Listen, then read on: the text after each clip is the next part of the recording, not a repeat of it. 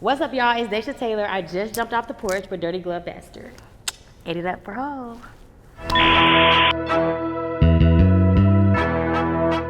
Ace on the beat, make it boom. Yes, sir. All right, y'all. We got Daysha Taylor from the Taylor Girlz jumping off the porch with us today. What's up with you? Everything is good. I'm feeling good. I'm looking good. I'm smelling good. Hey, come on now. Look good, feel good, play good. Let's get it. Let's get it. Appreciate you pulling up, jumping off the porch with us. Appreciate y'all. It's always a pleasure. For sure, for sure. And this might sound funny, but you like an OG, a young OG in the content creation game. Mm-hmm. I like how you put that little respect, OG, okay? It's different, yes. Nah, because you've been doing this, since Dove Smash, back when TikTok was called Musical.ly. Vine, Vine, all of that. Mm-hmm. So now seeing, the landscape, that content creation is like the thing. Right. How do you feel as, being a visionary, in this and being, one of the early adopters of, what now is normal, right. In the industry? It feels really good to be a part of the culture of content creation. I don't think back then people didn't really put that much respect on content creation. So I feel like now that the TikToks is out, you got, the Snapchat is going back viral, all of that type of stuff. It's lit. It's very lit. It's very lit. And me and my sister definitely contributed to that whole era of content creation back then. So. Yeah. We had to, what they be saying? You had to what? We had to run so they can walk. Yeah, hello. No, for sure. Yeah, you had to walk so they can run. Yeah, whatever. Nah. I don't tell them about that. Hey, for sure, you did that. You know what I mean? Nah, that's what's up. And did you? Obviously, you were doing it because you did see a future in it. But did you see it, growing as big as it's, grown to be right now? There are content creators, getting multi-million-dollar deals and, a lot of sponsorship opportunities, things like that? Definitely. Content creation is very important in brands and commercials and marketing. Like, you need content creators. Content creators, we definitely run the world. And I don't think a lot of people put respect on content creation. I don't think that they think that it's a real job. I don't think that they think that it's a real thing because, we're at home. Yes, we at home, but we still got to pick up the phone, pick up the camera, and do work just like everybody else to go to a 9 to 5 and got to clock in. We still have to clock in, put that time in, come up with the content, promote the content, find ways to stay in the algorithm, and things like that. And I don't think people put enough respect on content creators. Yeah, no, for sure. And I saw that you recently did like a content creation class. Me and my sister. That was our first one. A lot of our fans have been asking us to, kind of start teaching them some of the things that we did back in the day just to get viral and just start, getting in the algorithm. So that was our first class. We sold like 35, 45 tickets. So that was good for our first one. So we got more coming up. So yeah. That's what's up. Soon enough, this is going to be like a major in college, and people like yourself will be able to, really teach these courses, in these other respective areas. Yeah, I can't wait. Definitely can't wait. Word. No, that's what's up. How difficult is it, putting your whole life, on the internet, putting everything, in front of the camera, especially, with you and your family, doing that? Like, how difficult is it to separate, your content creation and what you're doing in that realm to just being a real person? It's very hard. I feel like it's a very thin line between content creating and then trying to separate it from family, because it's kind of like once you kind of put your life on the internet to be discussed, it's an open discussion to the world, so you can't pick and choose what people want to discuss. It's kind of like these motherfuckers is investigators, okay? They gonna find any and everything to criticize and ridicule you for. So it's just a thing where it's just like, if you in it, you in it. If you don't want to be in it, then don't be in it. But you can't pick and choose what people take and what people, talk about or what people decide to have an opinion on. Because in social media, everybody has an opinion. Everybody can talk about whatever you post, from pictures to videos to old shit, old drama. Like, it's all on the internet. So it's like, you got to really know if there's something you want to do, because whatever you've done in the past will come to light at some point. No, and that's just the reality of it. And the court of public opinion has no filter, has they don't no limit. No, hell no, they don't give a fuck. They don't care. They do not give a fuck. They don't hear. How do you deal with the trolls? How do you deal with, you know, like even the negative comments? I laugh at 'em. I kiki real bad. I troll. I'm a troller. I love to troll. Like, I love to make them even more mad. Because it's like, y'all bitches is already pressed and already mad. So I'm just going to make y'all more mad. Yeah. You know what I'm saying? I'm just going to be cute and keep getting paid while I'm still making you bitches mad. I love that. That's the best thing. Right, now I can dig So I just that. laugh it off. When would you say you jumped off the porch? I jumped off the porch at like, probably like 16. Like 16. Yeah. And what did that entail? Like how, you know, how did you, you know, start establishing like your individuality, like, you know, really pulling from under like your parents' tutelage and all of that? It was hard. It just kind of came, like we were just getting older. Like it's just kind of thing where it's just like, what you want me to stay? You want me to stay here forever? Like, you know what I'm saying? We just had to kind of grow up and just know like, hey, y'all have raised us right. Y'all have taught us everything we need to know. We've been under y'all wing all of this time. Y'all been in our lives all this time. So it's a thing where it's like, you know, I think we are grown enough, we're old enough to be able to, you know, take control and steer everything the way we, you know, we need to steer it. So. And were your parents always supportive of you? Yeah. Oh, yeah. Like being a content creator, being in the entertainment realm? Yeah, that's one thing I can say. I can never like say like my family like did support me or did see. You know, my dad was the reason that me and my sister even started doing music in the first place.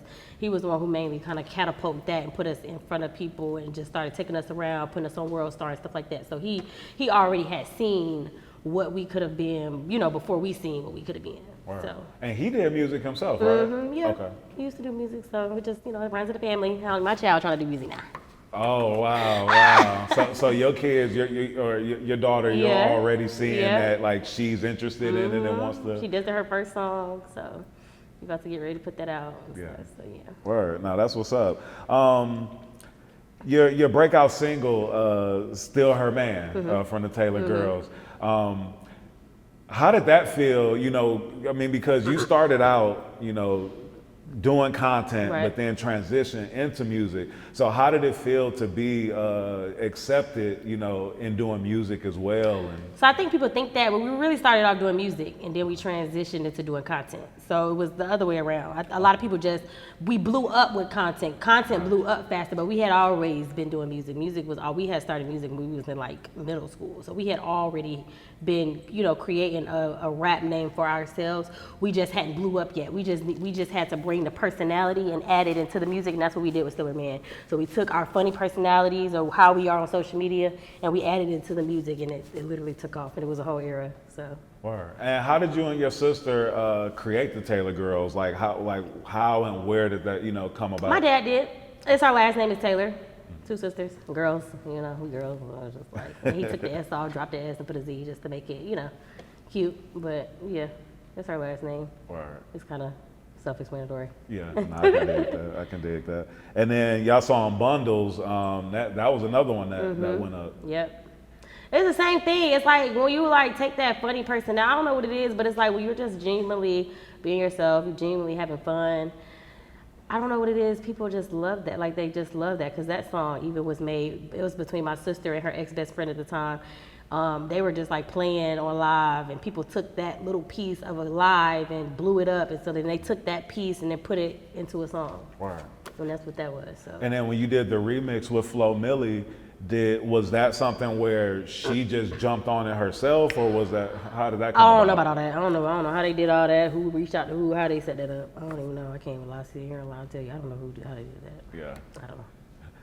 And you were signed to RCA as a group, right? Yep. We were signed to Sony RCA for about maybe like 3-4 years, maybe. Did you find it easier, you know, like when you guys were doing the different challenges and things like that for your music? Was it easy and just natural because you already were developing content and just already in that realm? Yeah, I think once you kind of get confidence and you start, you know, kind of putting your life out, you just, you know, you being yourself, everything else comes easy. Everything else kind of comes natural. So it just was like, we just was being ourselves. We didn't care. We was dressing, making our clothes. We was just literally just being whoever we were. Word. Not giving a fuck. Right. Now I can dig in. And you're born in Alabama, right? Mm-hmm. Okay.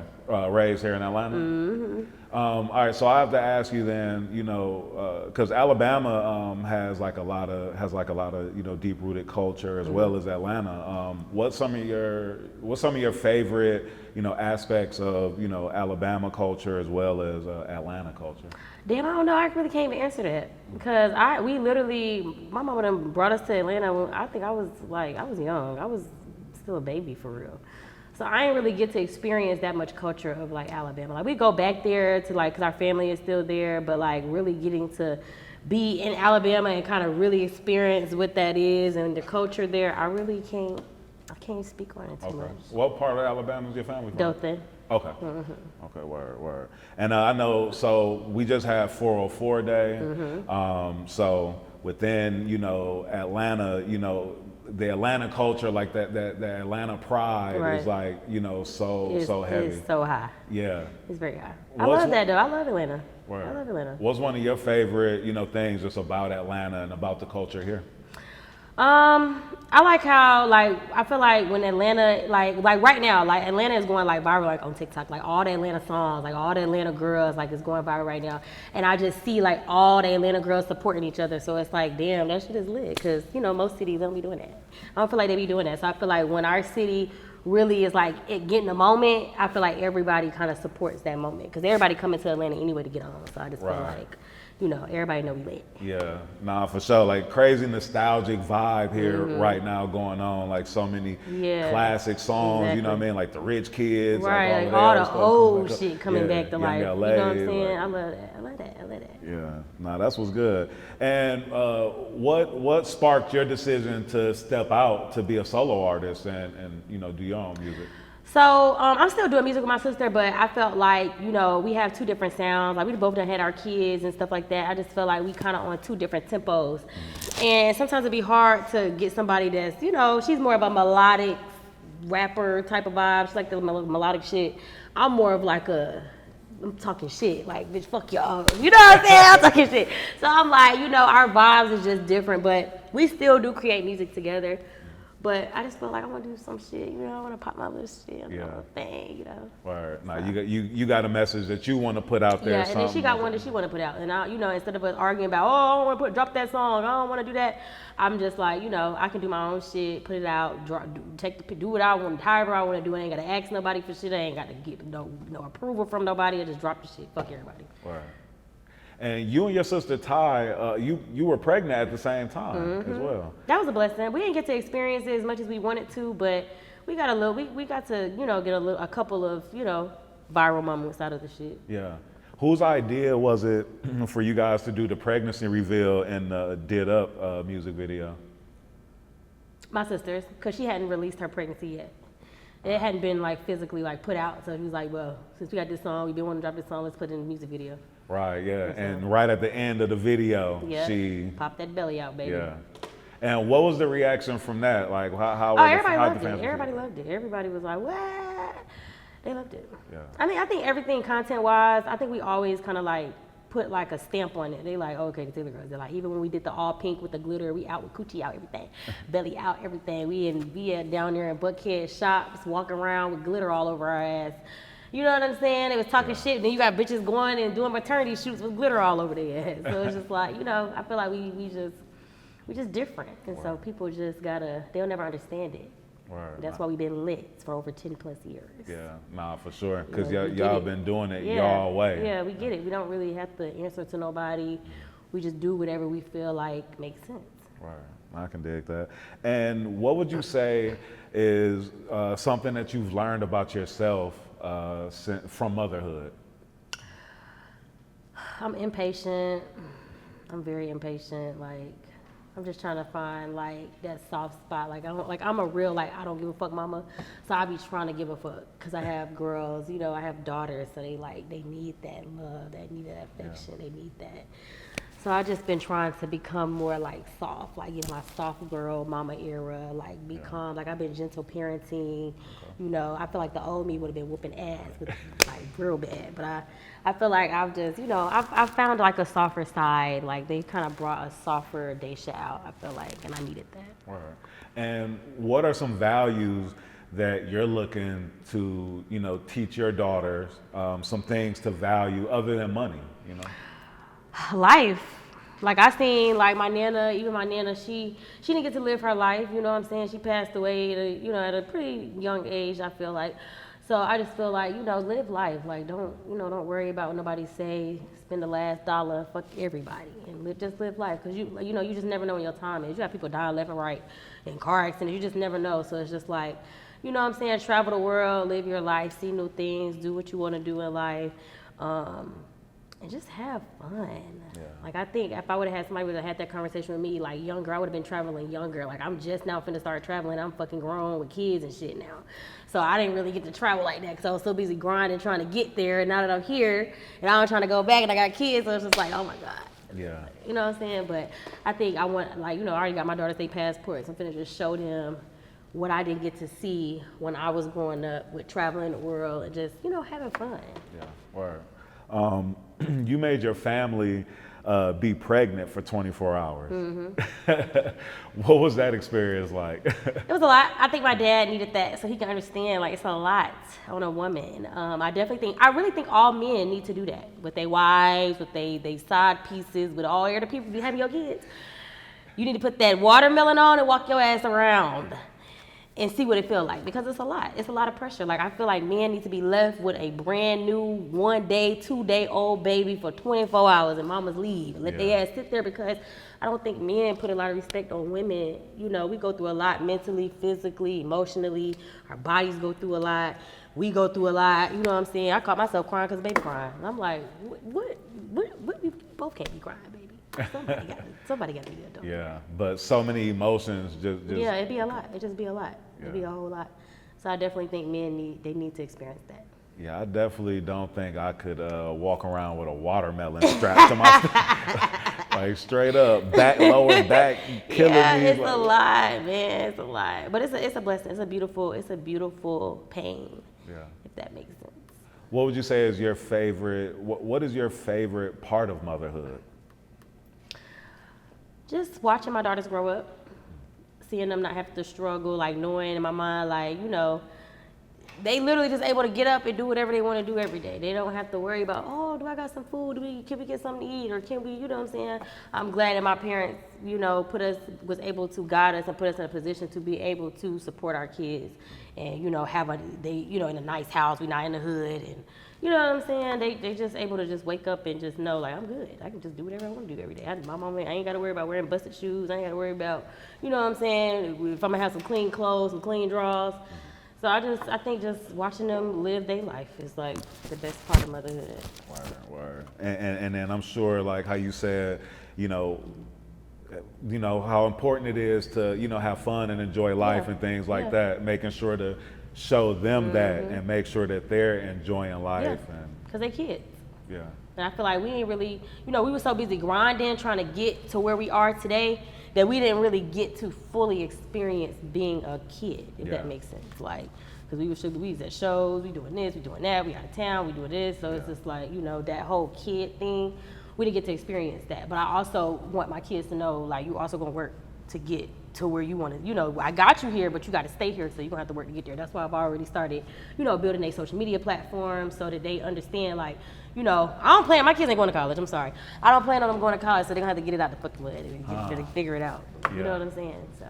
Why you say that though? Why? Because if you ain't finna be no doctor, you ain't finna be no lawyer, you ain't finna be no veterinarian, if you ain't finna be something that the world is gonna continuously need, what you going to college to do? You know what I'm saying? Like, I feel like, you know, every teach his own, but I feel like nowadays, like with the times that we're in, especially our culture, we need to be raising our kids to be entrepreneurs. We need to be raising our kids how to run our businesses, how to start their own businesses, and showing them how to just create financial, show them financial literacy, keep them in tune with what's going on in the world. Like you gotta understand, like a lot of people that's working 9 to 5s, they reverting back to social media to get paid. Like you got a lot of people who do TikTok and do all of these other platforms and still working 9 to 5 because they're trying to get out of that. Nah, for sure. And I feel like college is only preparing you to go work for somebody else. They're not preparing you to go and be an entrepreneur. They're preparing you to go and work for somebody else. Nah, that's very true. Because I'm I'm somebody who went to college, got my bachelor's degree, but I will say that college didn't prepare me to be an entrepreneur. It definitely prepared me to, you know, go out, get a traditional job, work for somebody, you know, try to do it that way. But, you know, besides networking with people that I might have went to school with, there wasn't much preparation in terms of, you know, financial literacy. Luckily, I was an economics major, so a lot of my classes were dealing with money and things like that, even though I might not have applied all of that stuff all that way, you know what I'm saying?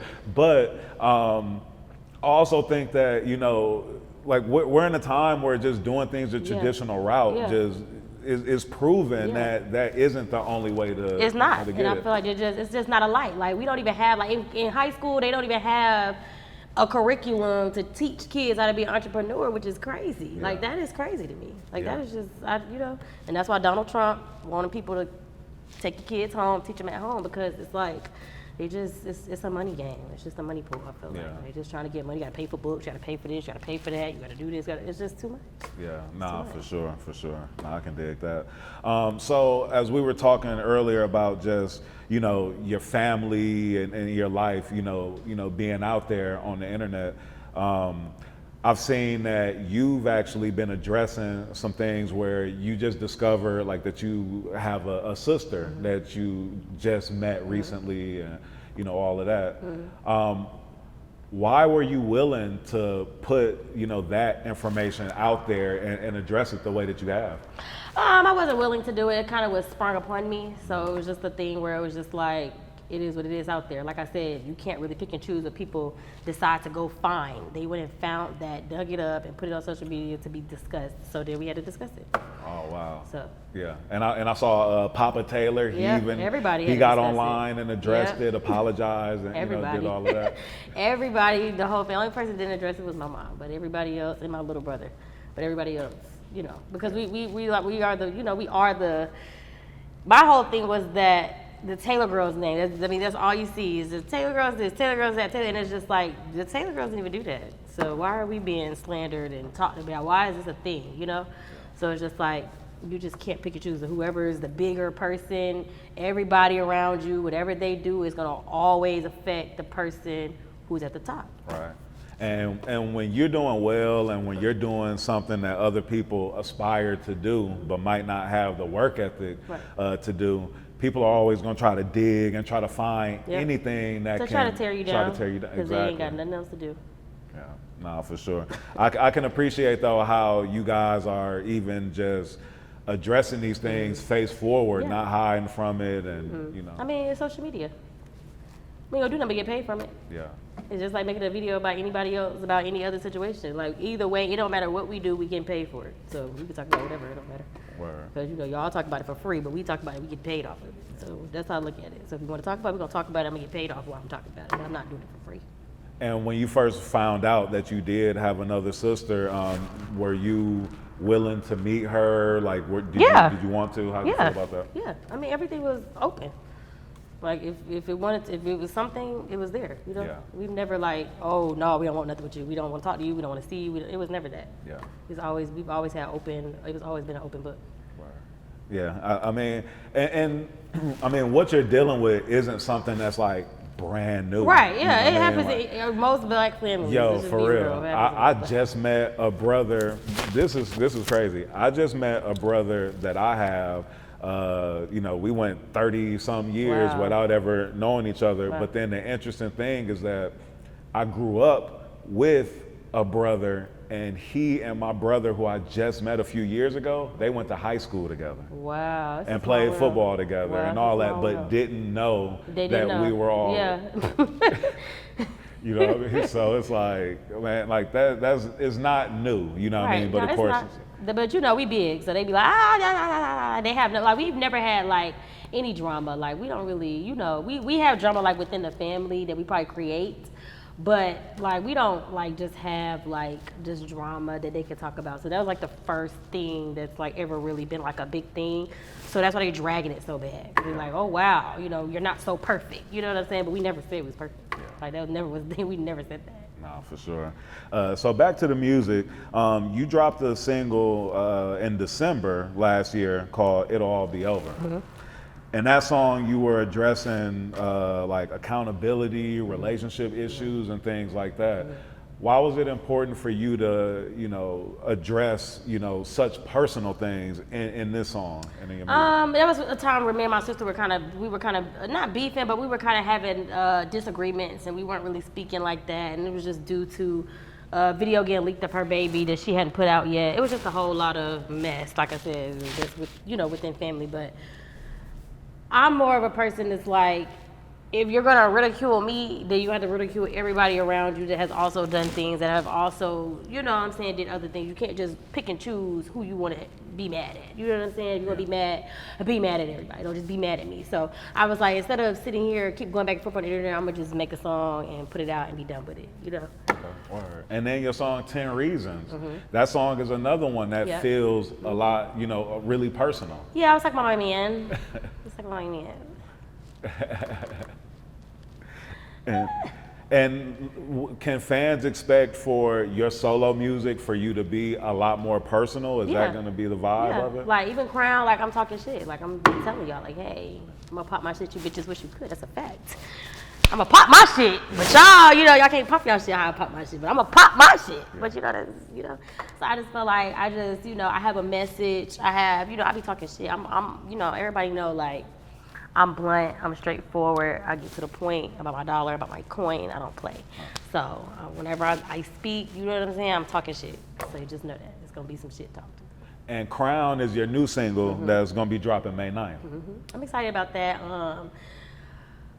It was actually the first song that I made back in the studio. I hadn't been in the studio in probably like a year. After having my last child, I just hadn't been in there. So it's just like, you know, coming back in, I'm like, yeah, I done seen shit, I done heard shit, you know, I'm coming in, I'm letting y'all bitches know what's up with me. So it was just, you know, it just gave summer vibe, gave summer anthem. So it's just like, you know, real, like, I feel like it's real Atlanta shit. Like, fuck niggas get money for real. Like, for real. Fuck all that. Get to the bag. And do you feel like that break from the studio allowed you to live a little bit and give yourself just content to be able to create music like, for? I feel like everybody gotta, like, even like when you be just in the studio every day, all day, you don't have time to view what social media talking about, live life, go out of town, see some things, learn some new words, and you know what I'm saying, taste some new foods you ain't never tasted. So I feel like when you go out and then you see different things and you do different things, you're able to come back in the booth and you're able to put that into music.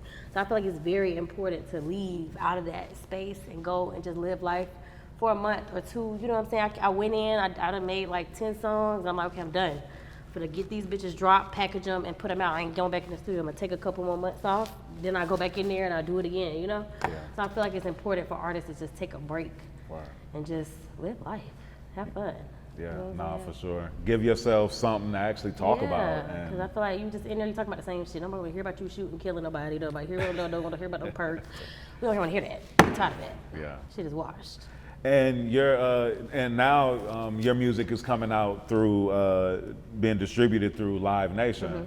This is my first song being distributed through Live Nation, so I'm excited about it. They're excited about it.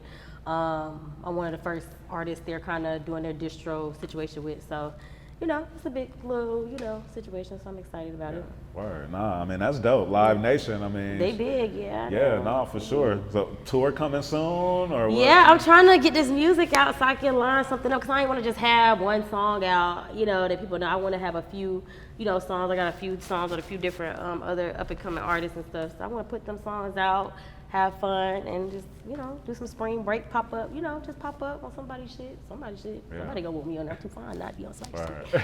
Right. No, I can dig it. And who are some artists that inspired you as you were you know, aspiring to do music and be where you're at now? Like who are some artists that you even, you know, listen to and vibe to now? Back then, Rich Kids was at the top of me and my sister list. Like we used to love us some fucking Rich Kids. I'm talking about all the songs. We know all the songs. They were at the top, you know, because, you know, it's two girls, two guys. It was just a thing, like Taylor Girlz, Rich Kids. It was just a vibe. You know, I always wanted to do like something with them, like together, but, you know, then they broke up. It was a whole thing. But they were a big inspiration to us, I felt like, back then when we were making like our music and stuff. The whole Travis Porter, that whole era, like, was a whole thing. Like, so they were big inspirations back then. Now I just listen to whatever lit, you know what I'm saying? All the lit bitches who songs lit on TikTok, all the, you know. I ain't really got like no one artist I'm just bumping every day. Whoever lit, whoever song lit, that's what I'm listening to. Well, I'm about to have Rich Kids here on the porch For real? next week. Yeah, so we might got to connect some dots, put something together. Damn, see, look at God. Yeah, Oh, we always want to do some shit with it back then. no, that's what's up. What would you say is one of the biggest life lessons that you've learned? I feel like one of the biggest life lessons that I've learned was just to continue to be yourself. Like, just literally, like, you know, I think back then we used to care, like we used to really read the comments, we used to really give a fuck. But it's just like the older you get, like, you just can't please social media. Like, social media is just a place. It's not even a real fucking place. These people don't fucking even know you in real life. Like, you will never be able to please them. Whether you address some shit, they're gonna still be mad. Whether you don't say some shit, they're gonna still be mad. Whether you do, they're gonna be mad regardless. It's always gonna be somebody you're just not gonna be able to please. So it's just like, instead of trying to please social media, instead of trying to please people in life, just live your life and do whatever it is that you want to do, and just trust you and trust whatever thought process you got. Because everybody don't know. They don't be knowing what they be talking about half of the time. And do you feel as if at any point in time that you've had to take some time and step back because maybe you've gotten caught up just in, you know, the world that you live in terms of being a creator and having your life out there? Yeah, I felt like, you know, that like that shit with me and my sister, that was like one of the first times where I was like, damn, like you're really letting social media get between our relationships. Like you really letting people on social media come between the house. We don't know these people. And, you know, that was like one of the hardest, I feel like, times between me and my sister's relationship was, you know, we were really kind of battling. I had to be one man, like, you know what, I'm not gonna just keep walking around this bitch not speaking. Let me go down, let me be a grown ass woman, let me go down there and let me address it at the head, and then we just move forward from it, because, you know, it's just like, you know, and that was a time where I was just like, you know, let me get off of here, because I'm gonna keep going back and forth with these people I don't fucking know. I'm gonna keep going back, and we just gonna keep arguing. It's just like, it doesn't make sense. I'm not gonna keep doing that. Right. And the one thing I can appreciate from, you know, from watching your content is the fact that, you know, whether it's good or it's bad, like, you know, you show it. Like, you don't just portray just being happy every day. You can't. It's just not real. Anybody on their social media just acting like they're happy, just fine, body fine, they lying. They fucking lying. It's a lie. Yeah. It's a lie. That's why I be telling people, when them bitches be having a baby, they got their body done, they done been gone for the day, like they not popping back up that fine after having a goddamn child. You can't tell me, because what the fuck you doing? I ain't doing, you know? I just feel like social media is just so fucking fake. It's just a fake ass place. That's why you can't give a fuck. You can't give a fuck about them folks. You gotta just do you. And what are some things that you do to keep your vibrations high and to even keep yourself motivated to, you know, do this on the daily? Nothing. I don't know. I really just think I just genuinely was just meant to be who I am. I don't really do shit. Drink a little bit, smoke a little bit. Like, I don't do nothing. Other than that, I don't do shit. Like, I literally just have fun. I go out with my friends. I go out of town. You know, I just have fun. Have fun with my kids. So you ain't got no special breathing techniques. Hell no. Hell no, I don't do all that shit. I wake up. Hell no. No. I am not no fake ass person. No. Wake up, brush my teeth, and get to it. Like, I don't. You say you built for this. Yeah, I just feel like it just was genuinely just in my blood. I don't know. Nah, that's what's up. There be a lot of people doing a lot of shit, but I ain't gotta do none of that. Yeah. Just wake up. I ain't taking no perks. I ain't taking no all that. No lean. I'm not on none of that. I'm straight. I'm just little weed, and that's it. I ain't no alcoholic. I ain't none of that. None of that. Right. Nah, I can dig it. And what you working on? What you got coming up that you're excited about? I'm just trying to get the single out, and then I got new songs that's coming out right after it. I just want to just be consistent in my solo career. I feel like me and my sister, we was not consistent enough. Like, we did great music. We still got great ass songs to this day, but we was never consistent with continuously dropping music. Like, we just will take 10 months off and be like, oh, we're gonna drop another song. And be like, bitch, we don't want to hear that shit no more. Y'all come back and then y'all leave. Y'all come back, y'all leave. It just has never been a consistent thing. So this time I'm like, I'm just challenging myself to just be consistent and keep dropping. Word. And you dropped that cookbook around Valentine's Day, Love is in the Kitchen. Yep. I be cooking. You know, Okay. trying to teach the young girls, you know, get a little, you know. Yeah. Got to keep a man. Yeah, like you gotta cook. I keep telling, like, if you want a man, you're gonna have to get your ass in the kitchen and you're gonna have to cook. Don't nobody wanna come home after working all day and then gotta eat fucking McDonald's and fucking Wendy's. Don't nobody want that shit. Yeah. Get your ass up and cook. I just feel like women, sometimes we be a little late. Like, sometimes we lazy. But it's just like, if the man gon', you know, he gonna make sure the money there for you to get what you need, he gonna take care, then go ahead, what's wrong with you cooking a meal? If he gonna do you right in the bedroom, do what you got to do, baby, come on now. What's your specialty in the kitchen? Like, what's, you know what I'm saying, what's one of your, like, go-to meals, one that you do? Okay, meals. Okay, I don't know no meals, but I got a mean mac and cheese, I got a mean banana pudding. Okay. I got a mean cabbage. I got a mean couple means. I got a couple means, but them right there, them top three. Man, you just talking about sides, man. Yeah, them. Like, I can make a little couple means. I got, like, go on my page, Brown Sugar Kitchen. Go on there. I'm telling you, I got some shit on there. Man, we be hungry, man. Yeah, I'll bring some shit up here. I ain't Come that on far. now. Hey, don't play with me. I'm for real. I'll bring some shit up here. I stay hungry. You know Shit. what I'm saying? I can make a mean lamb chop. I got some Okay, shit. I can cook. I can really cook. I really can cook. Yeah. I really can cook. I actually got a baby shower this lady's paying me to do. She would be to cook her, you know, baby shower food. So, you know, I be cooking. Yeah. I be cooking. The dollar right. I'm gonna get in that kitchen. The dollar right. No, I can dig it. I can dig it. And then I saw also that you did a like a meet and greet for the fans. Yeah, that was my first one. Solo. That was my first one. I was excited about that. It looked fun too. Yeah, like y'all, I just- it wasn't just like yeah, people pull up and y'all just take some pictures and just, Yeah, like y'all was hell playing no, games no, and like yeah, you I was want it to be tapped fun. in. Like, I don't want my fans to ever like. I always wanted them to look at me as a regular person. Like, I'm regular. I'm gonna make regular mistakes. I'm gonna say fucked up shit. I'm gonna do fucked up shit. You know what I'm saying? I'm gonna live my life. Never put me on a pedestal. I'm literally on the same level as everybody else. I just got a little bit of bread. That's it. You know what I'm saying? I always want them to know, like, we here. You know what I'm saying? I done probably been through some of the same shit you've been through. We just ain't talking about it. You know what I'm saying? I never be wanting people to be like, oh, she just too uppity. You know what I'm saying? Because I had to come. I had to go through some things to get to where I'm at. I had to, you know what I'm saying, struggle a little bit to be able to pay for what I'm, you know, be able to pay for now. So I just be wanting people to understand, like, we're regular. Yeah. We go through regular things. Nah, that's what's up. That's what's up. Well, Daisy, it's been a pleasure chopping it up with you. I'm gonna be hitting you up for a plate. Okay. You know, the Off the Porch team. Don't we play now. I pulling mean, I up see for a nobody else plate. up in this bitch cooking and I You ain't feel playing. me? But nah, appreciate you pulling up, jumping off the porch with us. Thank y'all. Y'all can follow me on all social media platforms, Superstar TGZ and Daysha Taylor, baby. If you just Google Daysha Taylor, everything about me gonna pop up, okay? Because I'm that bitch. Go get my new single, May 9th. Crown is lit. We outside. I'ma pop my shit, you bitches wish you could. Make me reach up in this bag, I wish a nigga would. Ain't no talking, only money make me feel good.